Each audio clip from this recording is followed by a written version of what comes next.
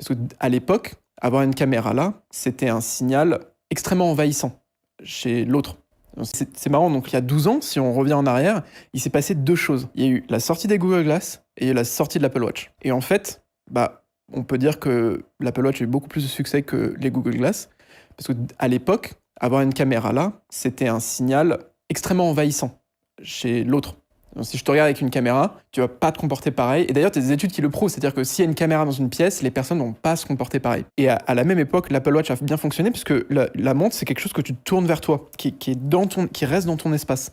Alors qu'une lunette, c'est tu vas dans l'espace de l'autre avec la caméra. Sauf que je pense que l'acceptation, quand même, il y a eu 10 ans on est un peu plus prêt à ce genre de technologie. Mais là où je te rejoins, c'est que moi, je me suis dit que limite, je préférais que ces lunettes n'aient pas de caméra.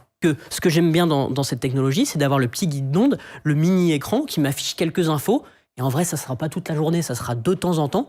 Je pense que limite, il se tire un peu une balle dans le pied à vouloir mettre une caméra. Je vois complètement l'usage. Et d'ailleurs, ça a fait un carton. Il y a 1000 features où tu en auras besoin pour ton déplacement, afficher ton trajet en temps réel devant ton vélo là.